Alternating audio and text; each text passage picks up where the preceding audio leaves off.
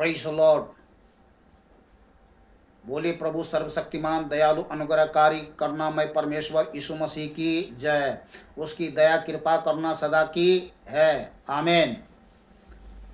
सभी मसीह भाई बहन बच्चों को, दोस्तों को नमस्कार, सत श्री अकाल, आदाब, जय प्रभु यीशु मसीह की। कैसे हैं आप लोग?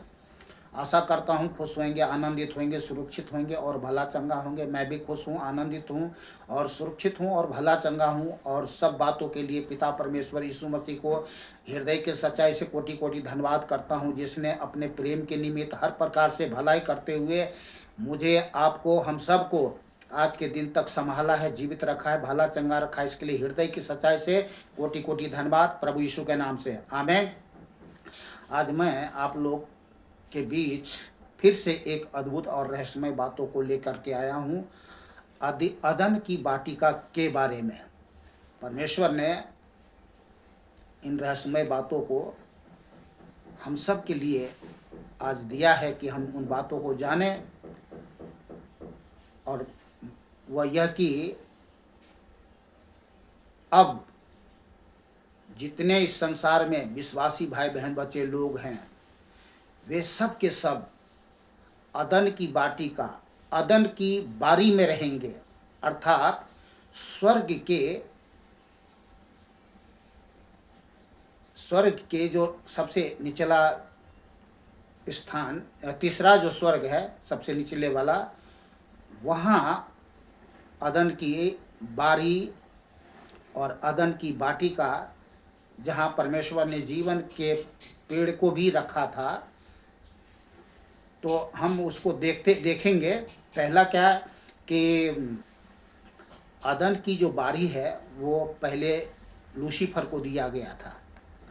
इसके बाद में जब लूसीफर विश्वास योग्य नहीं रहा, पाप और घमंड में गिर गया, तो फिर परमेश्वर ने अपने स्वरूप अपने समानता में आदम को बनाया। फिर परमेश्वर ने एक भौतिक अदन की वाटिका बनाई, जिसमें परमेश्वर ने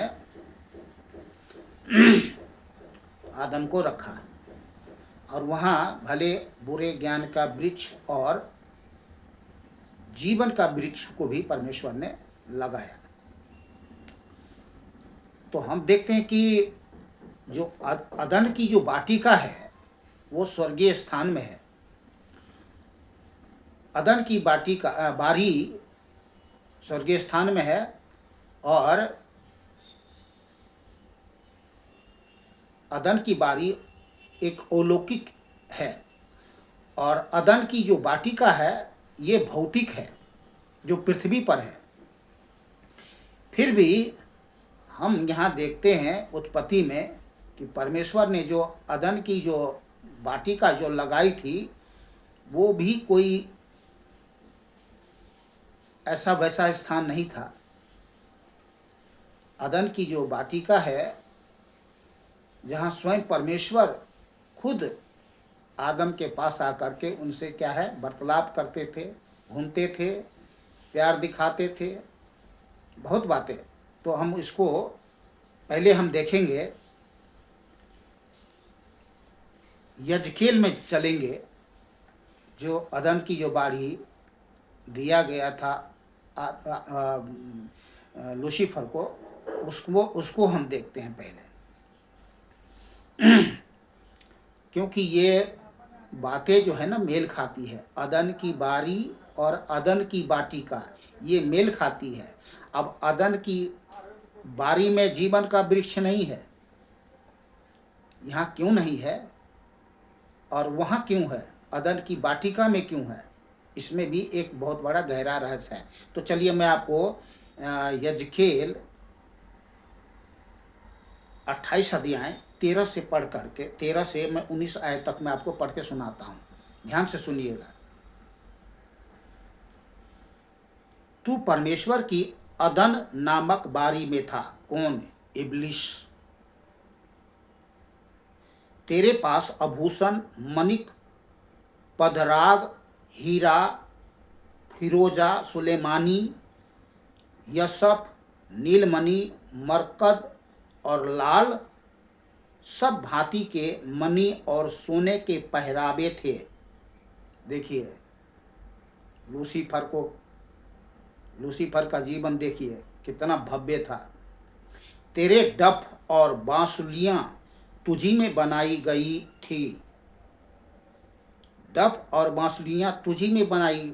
जब वो जो परमेश्वर की उपस्थिति में जब वो भजन करता था ना, अपने आप सारे सारंगी, डफ, ये सब अपने आप बजने लगता था। कोई और अलग से नहीं बजाता था। आज हम लोग एक लोग गाते हैं और दूसरा लोग बजाते हैं, लेकिन उसमें ये सारे गुण अपने आप में था। वो जब भजन करता था तो अपने आप सारे म्यूजिक निकलना शुरू हो जाती थी। जिस दिन तू सिरजा गया था उस दिन वे भी तैयार की गई थी। क्या तैयार की गई थी? वही डफ, सारंगियां, जितने सितार बाजे होते हैं वो सब। तू छाने वाला अभिषेक का रूप था। मैंने तुझे ऐसा ठहराया कि तू परमेश्वर के पवित्र पर रहता था। कहाँ रहता था? परमेश्वर के पवित्र पर्वत पर रहता था। तू आग सरीखे चमकने वाले मणियों के बीच में चलता फिरता था। देखिए कितना शक्तिशाली जीवन था उसका। जिस दिन से तू सिरजा गया और जिस दिन तक तुझमें कुटिलता न पाई गई, उस समय तक तू अपनी सारी चाल चलन में निर्दोष रहा। कौन? लूसीफर। परंतु लेन देन की बहुत याद के कारण तू उपद्रव से भरकर पापी हो गया। इसी से मैंने तुझे अपवित्र जानकर परमेश्वर के पर्वत पर से उतारा और हे छाने वाले करूब, मैंने तुझे आग सरीखे चमकने वाले मणियों के बीच से नष्ट किया है। सुंदरता के कारण तेरा मन फूल उठा था और वैभव के कारण तेरी बुद्धि बिगड़ गई थी। वैभव के कारण, सुंदरता के कारण क्या है? तेरा मन फूल उठा था। ये सब पॉइंट है ये। और वैभव के कारण तेरी बुद्धि बिगड़ गई थी। मैंने तुझे भूमि पर पटक दिया और राजाओं के सामने तुझे रखा कि वे तुझको देखे। तेरे अधर्म के कामों की बहुत याद से और तेरे लेन देन की कुटिलता से तेरे पवित्र स्थान अपवित्र हो गए। ये सब पॉइंट है, नोट करिएगा। इसलिए मैंने तुझ में से ऐसी आग उत्पन्न की जिससे तू भस्म हुआ, और मैंने तुझे सब देखने वालों के सामने भूमि पर भस्म कर डाला है। देश देश के लोग में से जितने तुझे जानते हैं सब तेरे कारण विस्मित हुए। तू भय का कारण हुआ और फिर कभी पाया न जाएगा। देखिए उसका विनाश किस तरीके से हुआ, किस रीति से हुआ, किस कारण से हुआ। ठीक है ना। तो हम देखते हैं कि लूसीफर जो है क्या है? अदन नामक बारी में था। और अदन नामक जो बारी है वो स्वर्ग का सबसे पहला स्वर्ग है। दूसरा नहीं है, तीसरा नहीं है, पहला ही स्वर्ग है ये। और वहाँ से वो तीसरे स्वर्ग पर परमेश्वर के उपस्थिति में जा करके वो आराधना करता था।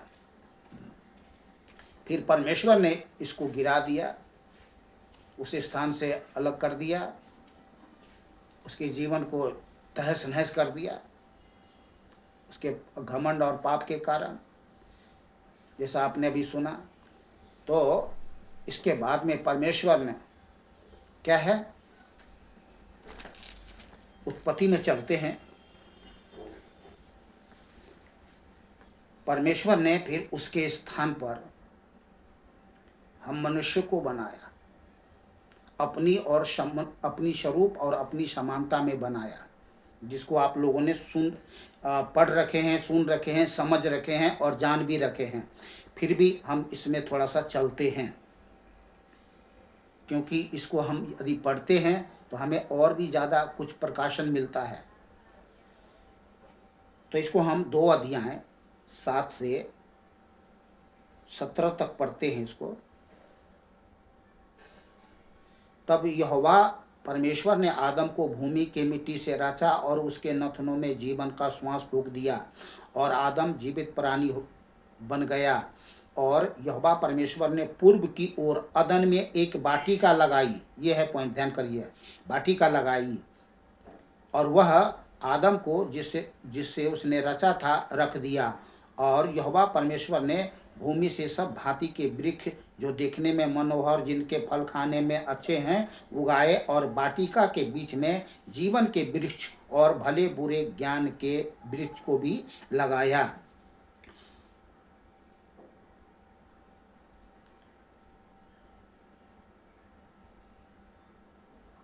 तो हम देखते हैं कि 8 आयत में परमेश्वर ने पूर्व की ओर अदन में एक वाटिका लगाई और वहां आदम को जिससे उसने रचा था रख दिया। अब चलिए हम 15 से चलते पढ़ते हैं जल्दी से। तब परमेश्वर ने, नहीं 10 से पढ़ते हैं।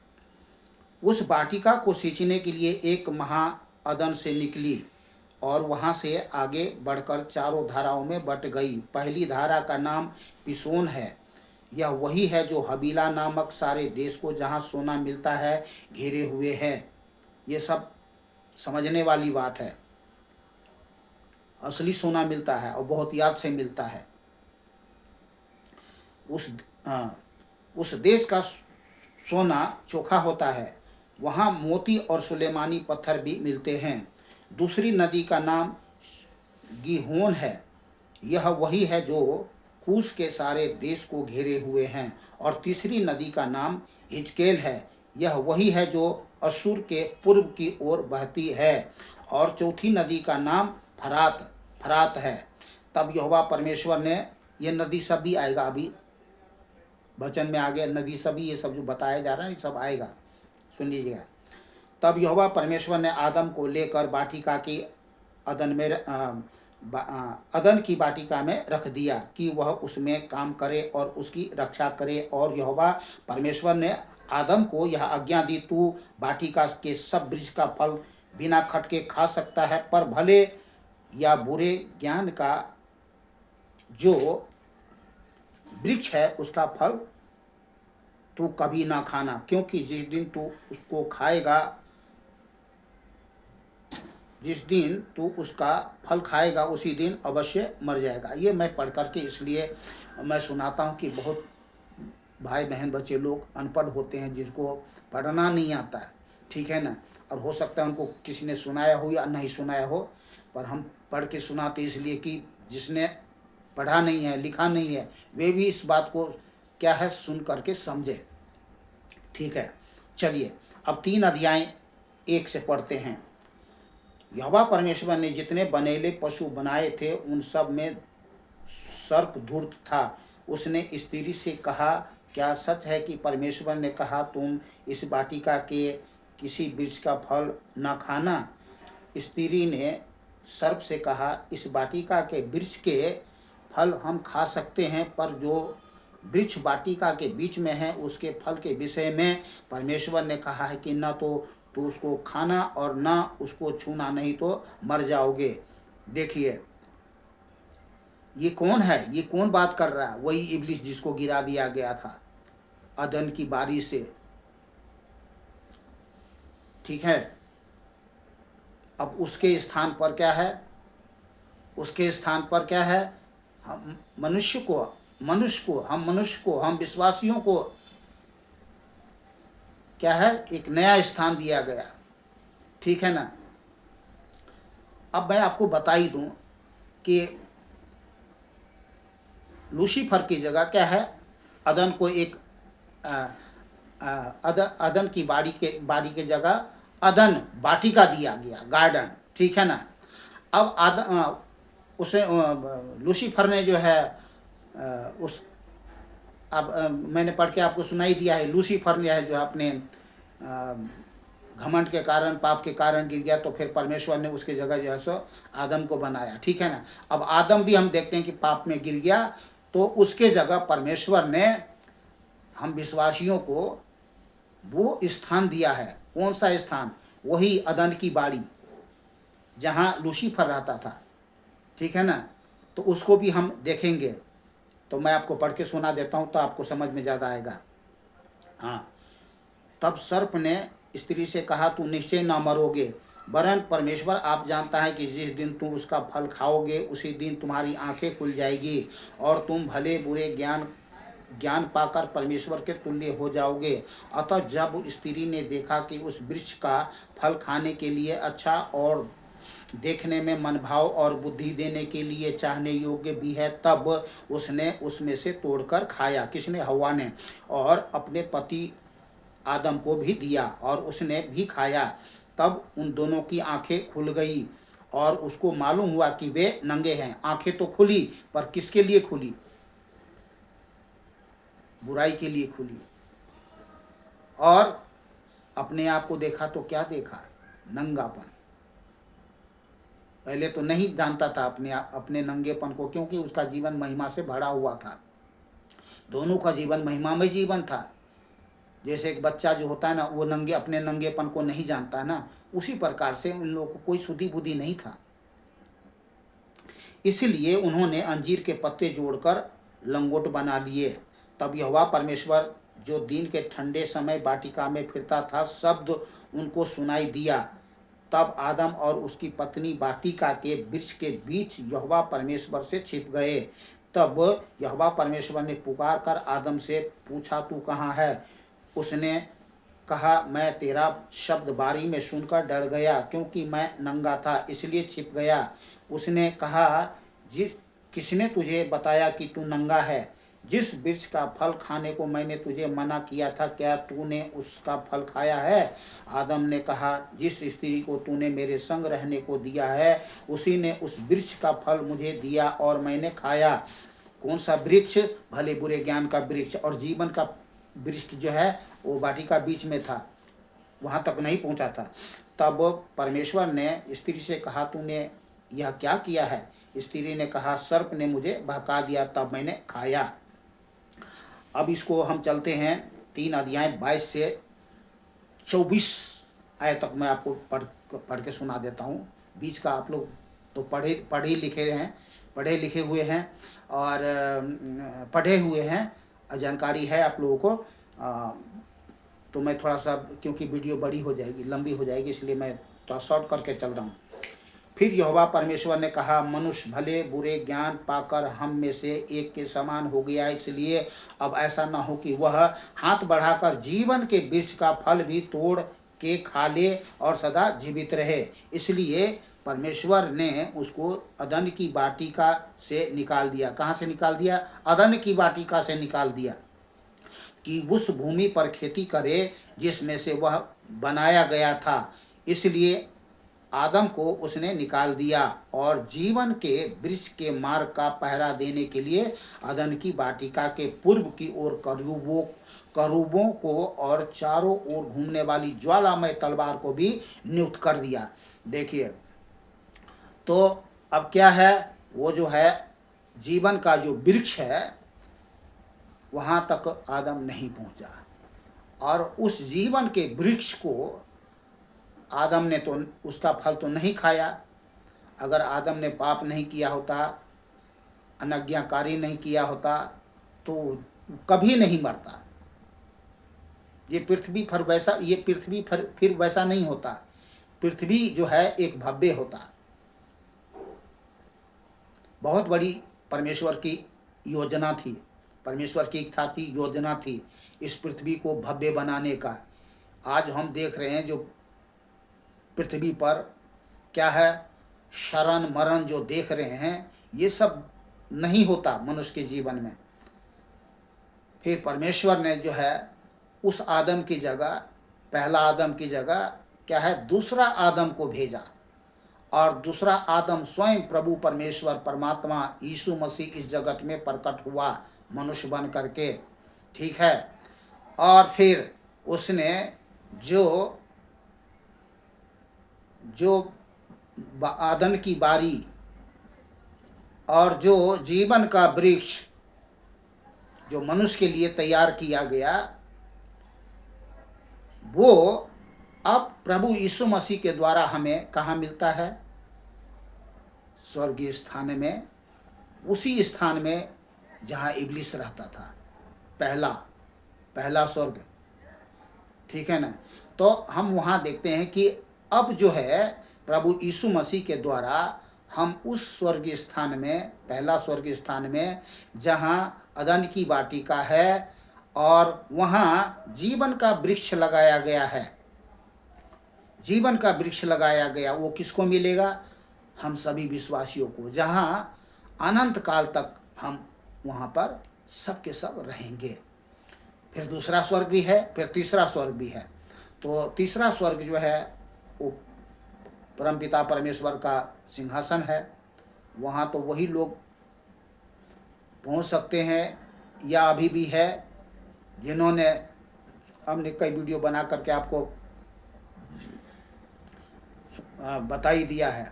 आपने नहीं देखा वो वीडियो तो आप देख लेना, ठीक है ना? तो हम उसमें नहीं जाएंगे, तो बहुत लंबी हो जाएंगे।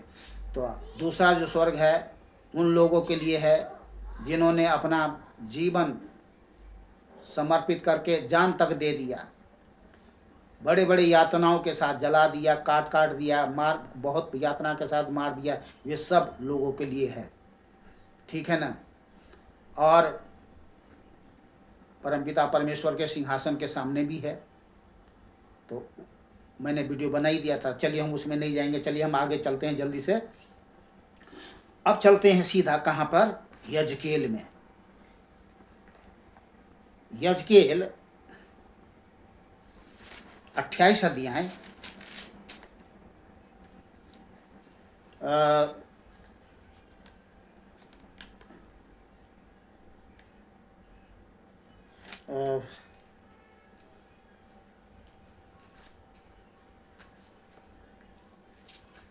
यजकेल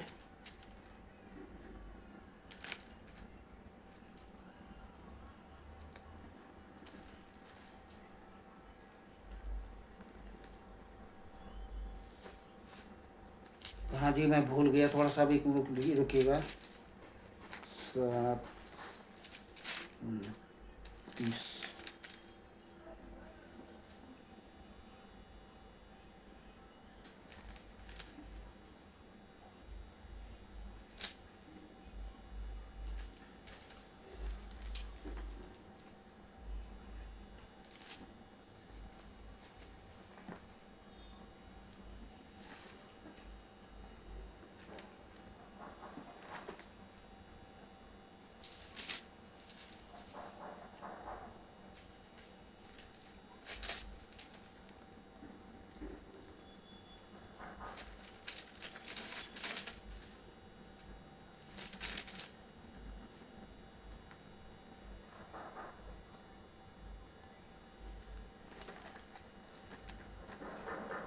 थोड़ा सा समय ले रहा हूँ, ज़्यादा नहीं।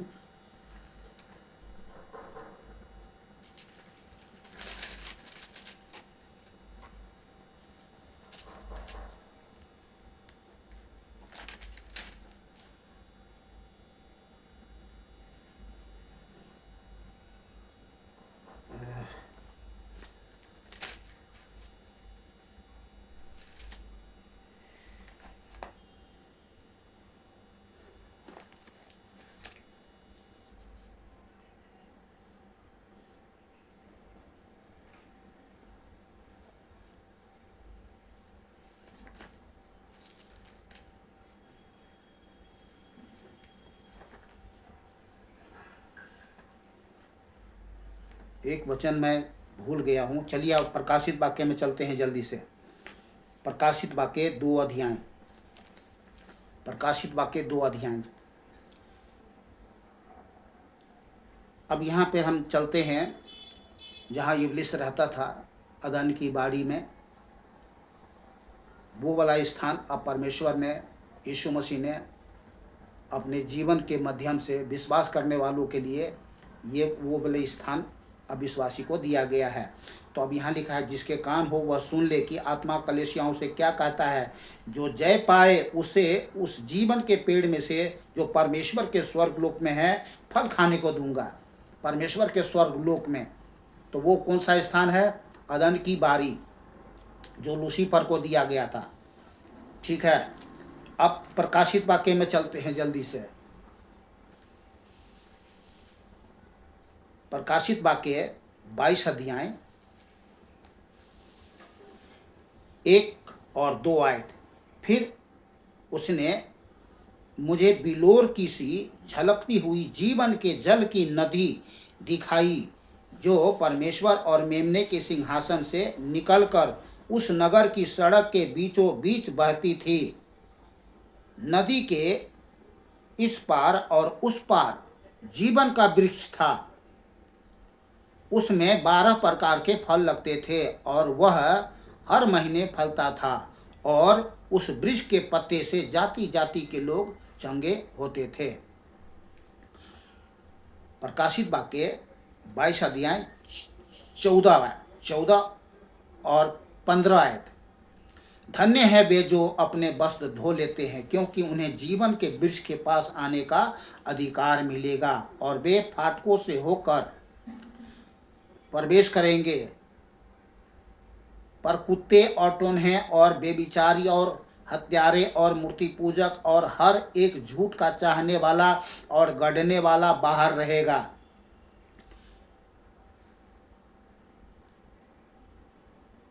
प्रकाशित वाक्य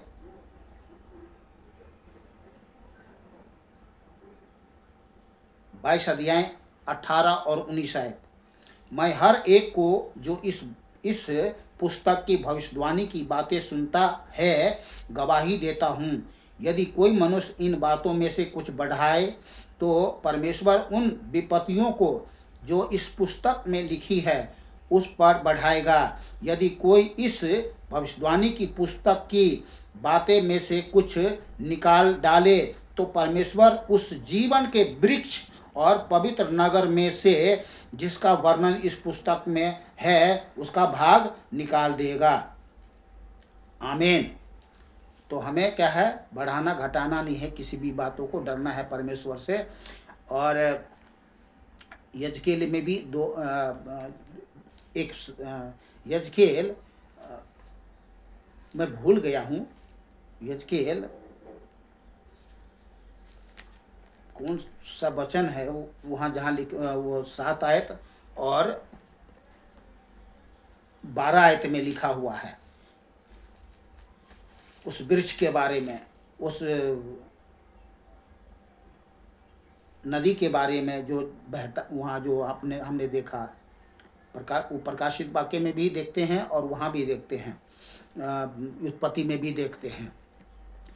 तो चलिए, आज के वचन के लिए हम धन्यवाद करते हैं कि परमेश्वर पिता ने हम सब पर अनुग्रह किया है कि लूसीफर की जगह परमेश्वर ने आदम को बनाया। आदम के बाद में आदम गिर गया पाप में, तो फिर दूसरा आदम प्रभु परमेश्वर यीशु मसीह आया, जो निष्पाप निष्कलंक पवित्र जीवन इस देह में रहने के द्वारा हम सबको जीवन दान दिया, ताकि हम भी इस देह में रह करके उस जीवन को प्राप्त करें, ताकि हम जीवन के वृक्ष के स्वर्गीय स्थान में, जहाँ जीवन का वृक्ष है स्वर्गीय स्थान में, वहाँ पर जो वाटिका है, अदन की बारी है, वहाँ पे आनंद के साथ में जीवन जी सके और परमेश्वर के साथ युगानुयुग हमेशा परमेश्वर की महिमा करते जी सके।